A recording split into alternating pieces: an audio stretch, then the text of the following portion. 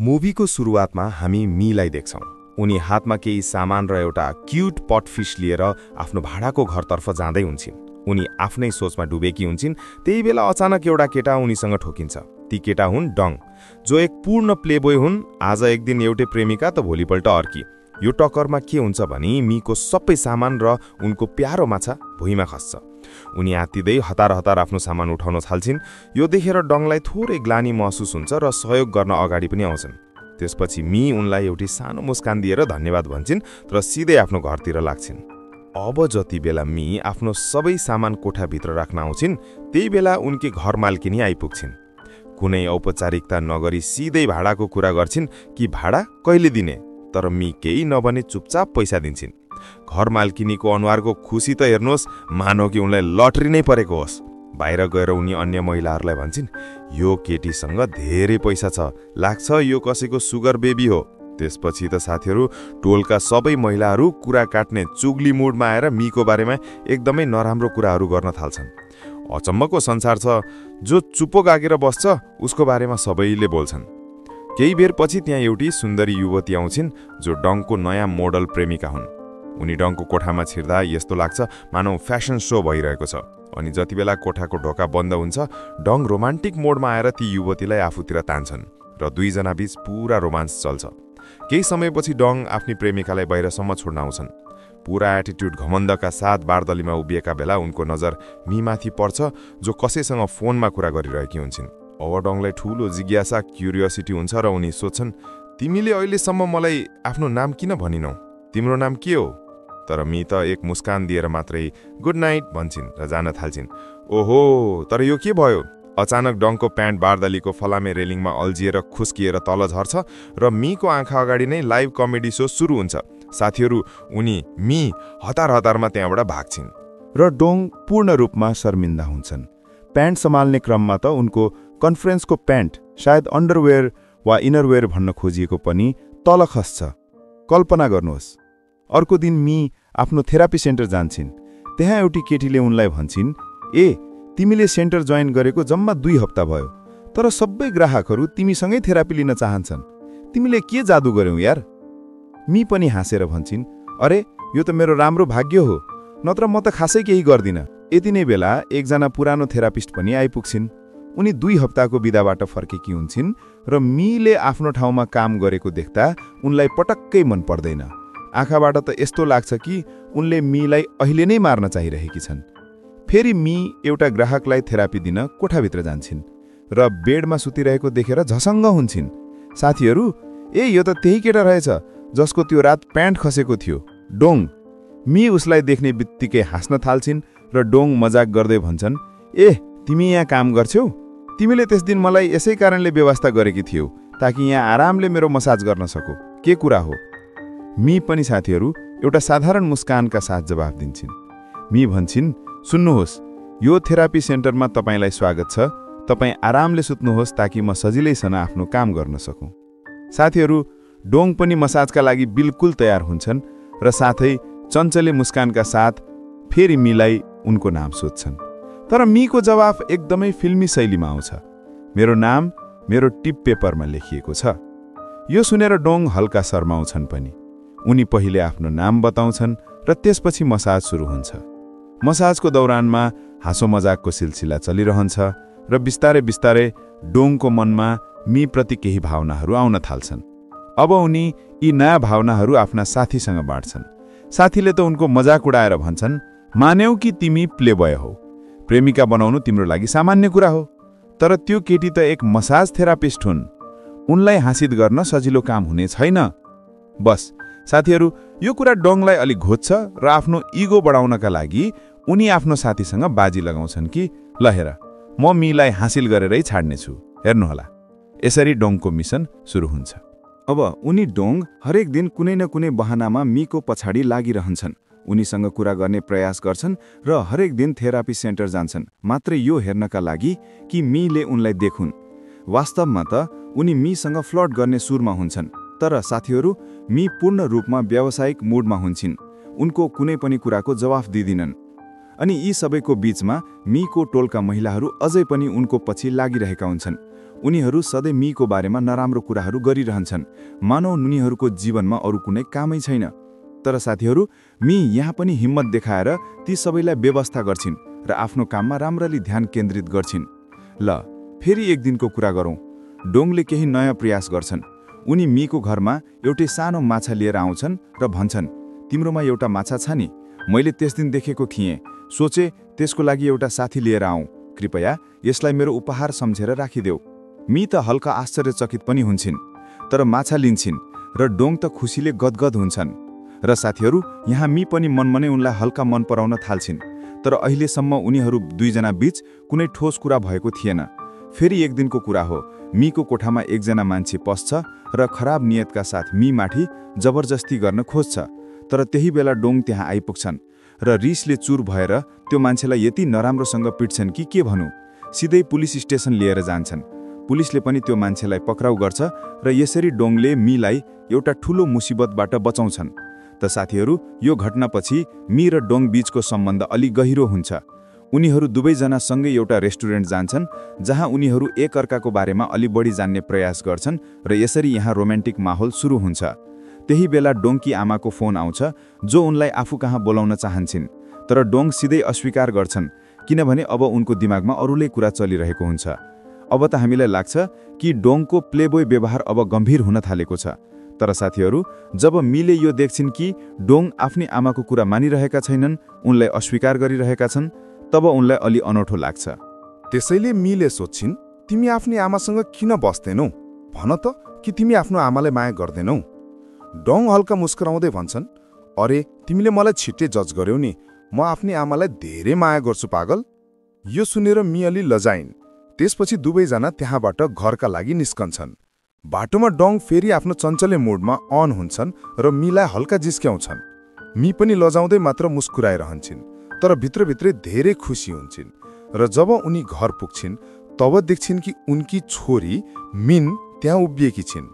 Mean साथीहरू आफ्नी आमा मीको फोन कलको जवाफ नपाएपछि आफ्ना बाजेसँग यहाँ आएकी थिइन्।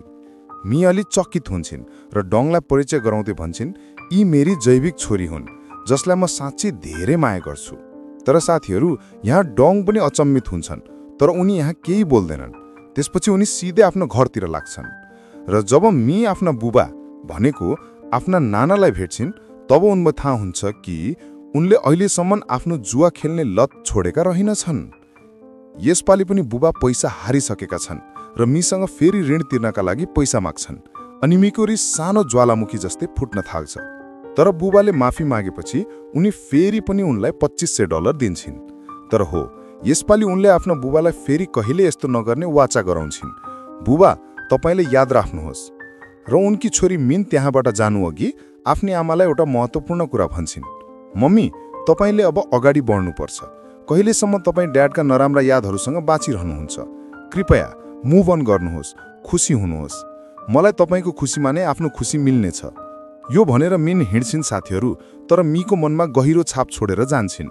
केही दिनपछि डोङ मीको सामुन्ने आफ्नो मनको कुरा राख्छन्। उनी भन्छन्, सायद तिमीलाई थाहा छैन, तर म धेरै धनी छु र यही देखेर केटीहरू मेरो पछि लाग्छन्। तर तिमी सबैभन्दा फरक छौ र यही कारणले म तिमीमाथि फिदा भएको छु, साँच्चै भन्दैछु। मी पनि बिस्तारै मुस्कुराउँदै भन्छन्, म पनि तिमीलाई माया गर्न थालेकी छु, तिमी एक राम्रो मान्छे जस्तो लाग्छ।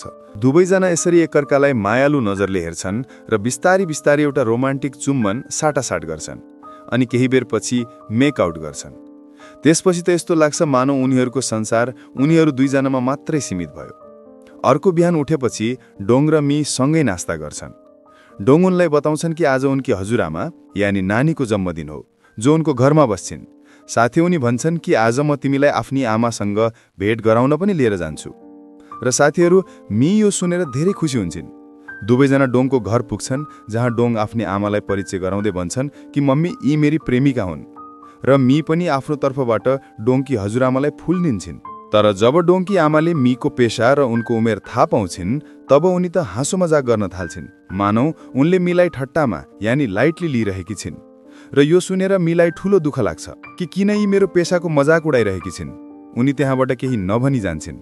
र जब डोङले उनलाई फोन गरेर सोध्छन्, तब मी कुनै जवाफ दिँदिनन्। तर डोङलाई पनि चिन्ता हुन्छ। उनी उनको घर पुग्छन् र मी त भावुक भएर भन्छन् कि कृपया तिमी मबाट टाढा रहनु।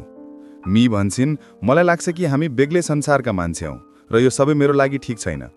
यो भनेर साथीहरू उनी मी उसँग सम्बन्ध विच्छेद गर्छिन् र मीकी छोरी मिन जब यो कुरा सुन्छिन् तब उनलाई पनि अलिक दुःख लाग्छ। उनी सिधै डोङलाई भेट्न पुग्छिन् र भन्छन् मैले आफ्नी मम्मीलाई यतिका दिनपछि खुसी देखेकी थिएँ र तब म पनि धेरै खुसी थिएँ, तर अहिले जे भइरहेको छ त्यो देखेर मलाई धेरै नराम्रो लागिरहेको छ। कृपया एकपटक अझै प्रयास गर्नुहोस् न, सायद मम्मीले मान्नुहुन्छ कि। यो भनेर मिन त हिँड्छिन्, तर डोङको मनमा एउटा नयाँ आशा जगाइदिन्छन्। अब अर्को दिन साथीहरू मी आफ्नो थेरापी सेन्टरको जागिर छोडिदिन्छन् र दुखी भएर एक्लै बसिरहेकी हुन्छन्। उनको मन एकदमै उदास हुन्छ, मानौ उनको संसार समाप्त भयो। तब त्यहाँ डोङ आउँछन्। उनको हातमा एउटा उपहार पनि हुन्छ र मुस्कुराउँदै मीलाई भन्छन् मी, म तिम्रो लागि आफ्नो मेहनतको पैसाले एउटा उपहार लिएर आएको छु। कृपया अस्वीकार नगरिदिनु, किनकि म तिमीलाई धेरै माया गर्छु। मलाई बस थोरै समय देऊ, म सबै कुरा ठिक गरिदिनेछु। अनि डोङले आफ्नै हातले मीलाई एउटा चेन लगाइदिन्छन् र उनको अगाडि एउटा औँठी राख्छन्। यो देखेर साथीहरू मी धेरै भावुक हुन्छन्। उनका आँसु निस्कन्छन्, तर यसपालि खुसीका आँसु हुन्छन् र उनी आफ्नो प्रेम व्यक्त गर्दै भन्छन् कृपया आजपछि मलाई कहिले छोडेर नजानु। दुवैको मन मिल्छ र उनीहरू खुसी भएर बाहिर जान्छन्। त्यसपछि डोङ र मी लामो यात्रा अर्थात् लङ ड्राइभमा निकै मजा लिन्छन्। उनीहरू सँगैका पलहरू बिताउँदै धेरै खुसी हुन्छन्। त्यसपछि डोङ फेरि मीलाई लिएर आफ्नै आमा कहाँ जान्छन्, यो सोचेर कि यसपालि सबै कुरा ठिक हुनेछ। तर साथीहरू त्यहाँ मीले देख्छिन् कि उनकी छोरी मिन पहिलेदेखि नै डोङकी आमासँग बसिरहेकी छिन्। यो देखेर मी त पहिले धेरै अचम्मित हुन्छन् र सोचमा पर्छिन् कि मिन यहाँ के गरिरहेकी छे। अन्तमा साथीहरू डोङकी आमाले मीसँग माफी माग्छिन्। उनी भन्छन् छोरी हेर, मैले तिमीसँग यस्तो गर्नु हुँदैन थियो। तिमी एक धेरै राम्री केटी हौ, यो कुरा मैले अब बुझेँ। अनि उनी मीकी छोरीको पढाइका लागि भर्ना कार्ड देखाउँछिन्। त्यो देखेर मीको अनुहार खुसीले चम्किन्छ। उनको आँखामा फेरि आँसु आउँछन् र उनी रुँदै धन्यवाद भन्छन्। यो सबै देखेर डोङ पनि धेरै खुसी हुन्छन् र आफ्नी आमाको छेउमा गएर बस्छन्। त्यही बेला उनकी आमाले फेरि एउटा अनौठो कुरा भन्छन्। उनी मीलाई भन्छन् मलाई थाहा छ तिमी आफ्नी छोरीलाई धेरै माया गर्छौ र त्यसै गरी म पनि मेरो छोरालाई धेरै माया गर्छु। कृपया मेरो छोरासँग सम्बन्ध विच्छेद गर। म तिम्री छोरीलाई जीवनभर माया गर्नेछु र उसको पढाइको सबै खर्च पनि उठाउनेछु। साथीहरू यो कुरा कसैले पनि अपेक्षा गरेको थिएन, मीले पनि थिएनन्। डोङको रिस त आकाशमा पुग्छ। उनले केही नभनी त्यहाँबाट हिँड्छन् कि आमाले यो के भन्नुभयो। तर त्यही बेला मीका बुबा नाना त्यहाँ आइपुग्छन्। उनी आउने बित्तिकै एउटा धेरै ठूलो रहस्य खोल्छन्।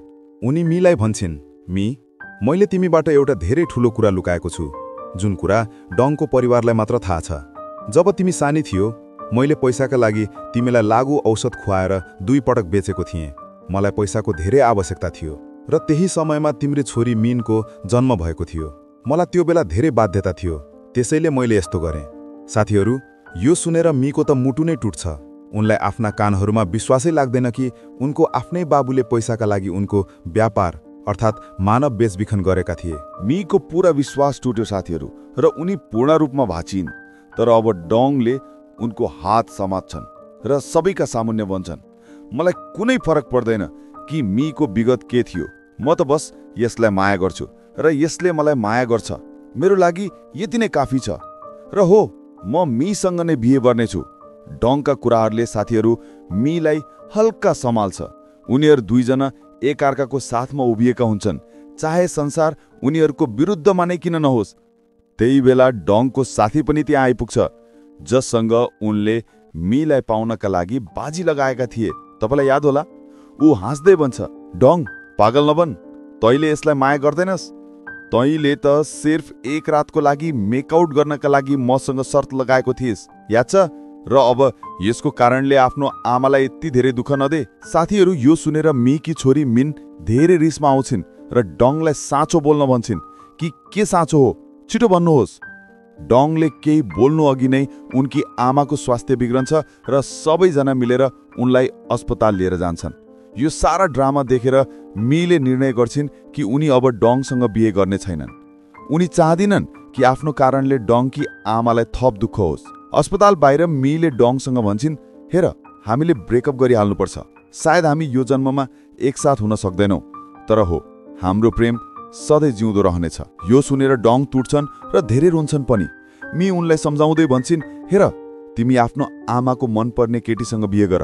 मलाई विश्वास छ कि तिमी उसलाई सधैँ खुसी राख्नेछौ। र साथीहरू उनी आफ्नो आँसु लुकाउँदै डङबाट टाढा जाने फैसला लिन्छन्। यसपछि मी एउटा चिठी लेखेर डङले आफ्नो फैसलाको बारेमा बताउँछिन् र सहर छोडेर कतै टाढा नयाँ जिन्दगीको सुरुवात गर्छिन्। चिठीमा उनी लेख्छिन्, तिम्रो प्रेम पाएर मेरो जिन्दगी पूरा भयो। धन्यवाद डङ, मलाई यति धेरै माया गरेकोमा। अब तिमी पनि आफ्नो जीवनमा अगाडि बढ र आफ्नो आमालाई खुसी राख। कथाको अन्त्यमा साथीहरू 4 वर्षपछिको दृश्य देखाउँछ। मी अब एक सफल व्यवसायिन बनिसकेकी छिन्। एक दिन उनको होटलमा डङ आफ्नी श्रीमती र आमासँग बस्नका लागि आउँछन्। उनकी श्रीमती गर्भवती हुन्छन् र मी उनीहरूलाई देखेर मुस्कुराउँछिन् र डङलाई बधाई पनि दिन्छन्। उनी भन्छन्, म धेरै खुसी छु कि तिमीले आफ्नो जिन्दगी फेरि सुरु गर्यौ। साथीहरू, मी अलग भएकोमा जति दुखी थिइन्, अब डङलाई अगाडि बढेको देखेर उति नै खुसी हुन्छन्। उनको एउटै मात्र सपना थियो, डङलाई खुसी देख्नु। दुवैजना एकअर्कालाई हेर्छन्, तर अब उनीहरूको बाटो अलग छ, सम्बन्धहरू अलग छन् र यसैका साथ यो कथा यहाँ समाप्त हुन्छ।